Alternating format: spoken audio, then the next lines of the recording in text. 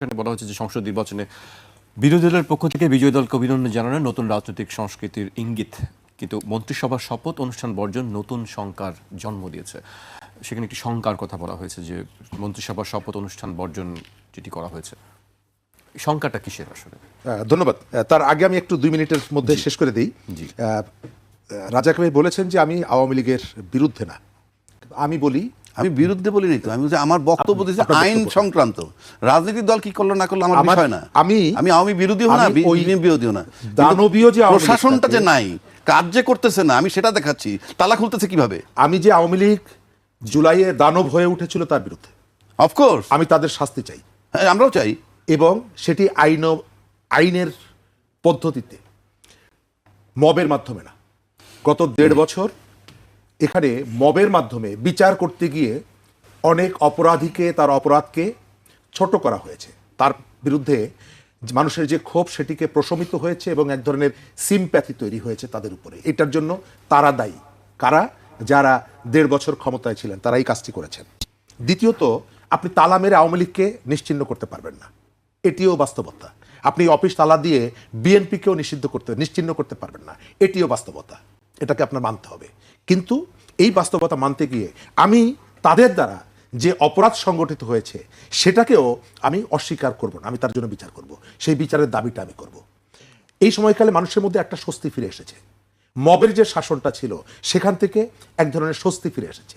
আওয়ামী লীগের যারা অফিস খুলছে, আমার যতটুকু ধারণা, এটা দলীয় সিদ্ধান্ত না।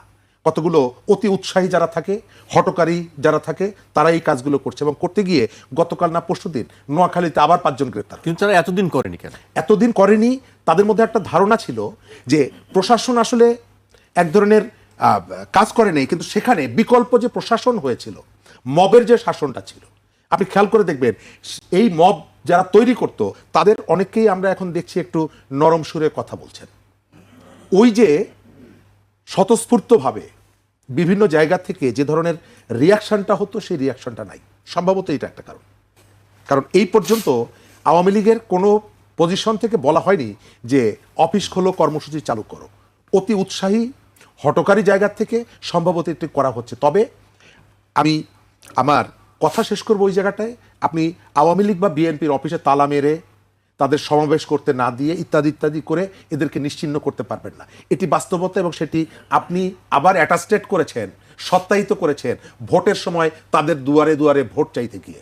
তবে আওয়ামী লীগের যারা অপরাধী, যারা গণহত্যার সাথে জড়িত, যারা টাকা পাচারকারী, তাদেরকে কোনোভাবেই অফিস খুলুক আর জানালার ফাঁক দিয়ে প্রবেশ করুক, তাদেরকে ক্ষমা করা যাবে না।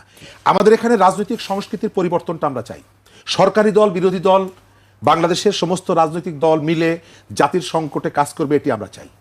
আমরা সংসদের সদস্যদের যে শপথ অনুষ্ঠান, সেখানে আমরা দেখলাম, তার আগেও দেখলাম, মজার ব্যাপার দেখেন আপনি, রাজনীতিবিদরা আমাদেরকে কতটা হালকা মনে করে অথবা আমাদেরকে কতটা বোকা মনে করে এবং আমাদেরকে কিভাবে ধোঁকা দেয়।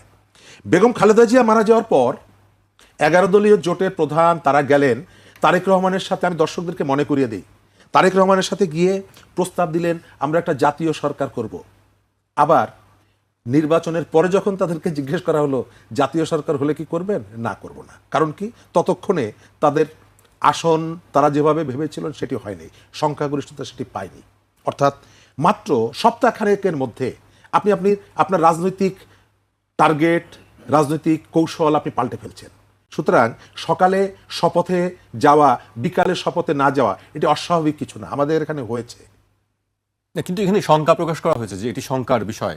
সুজনের পক্ষ থেকে বলা হচ্ছে শঙ্কার জায়গাটা কোন জায়গায়? শঙ্কার জায়গাটা হলো যে আমরা যে ইউনিটির কথা বলেছিলাম, সেই ইউনিটি থাকবে না। এটা থাকবে না কেন? আমাদের টোটাল সবকিছুই হচ্ছে ক্ষমতা কেন্দ্রিক। আমরা এখানে যত নীতির কথা বলি, আমরা যত আদর্শের কথা বলি, পাবলিক ইন্টারেস্টের কথা বলি, পাবলিক স্বার্থের কথা বলি, এটা হচ্ছে গৌণ, মুখ্য হচ্ছে ক্ষমতা। আপনি আজ থেকে 15 দিন আগে আমি আপনার সাথে বসে প্রস্তাব দিলাম যে আমরা একটা জাতীয় সরকার করব। যখন আমি পরাজিত হলাম, অন্য আমাকে এসে জিজ্ঞেস করছে যে যারা বিজয়ী হয়েছে তাদের সাথে কি জাতীয় সরকার করবেন? আমি বলছি না, করব না। নির্বাচনে যে আসনগুলোতে আমি বিজয়ী হচ্ছি সেই আসনগুলো নিয়ে কোনো প্রশ্ন নাই, কিন্তু নির্বাচনে যে আসনে আমি বিজয়ী হচ্ছি না, আমি প্রশ্ন তুলছি সেগুলো নিয়ে। সরকার প্রধান যখন বলে যাচ্ছেন যে এই নির্বাচনে কারা কারা বিজয়ী হবে, আমি ওটা নিয়ে প্রশ্ন তুলছি না। আমি জিজ্ঞেস করছি ইলেকশন কমিশন তুমি যথাযথ দায়িত্ব পালন করো না। আমি অভিযোগ করছি বিএনপি সংখ্যাগরিষ্ঠতা পেয়েছে, অভিযোগ বিএনপির দিকে। আরে নির্বাচন তো বিএনপি করে নাই, নির্বাচন তো সরকার করেছে, নির্বাচন তো ইলেকশন কমিশন করেছে। তাদের বিরুদ্ধে আপনার কোনো অভিযোগ নাই, আপনার অভিযোগ হচ্ছে বিএনপির বিরুদ্ধে, বিএনপির অভিযোগ জামাতের বিরুদ্ধে। তাহলে আপনি এটি ধরে নিচ্ছেন যে এই ইলেকশনে আসলে ইলেকশন কমিশন অথবা গভর্নমেন্ট ফাংশনাল ছিল না। তা না হলে রাজনৈতিক দল প্রতিদ্বন্দ্বীরা একজন আরেকজনকে হারিয়ে দিতে পারে না।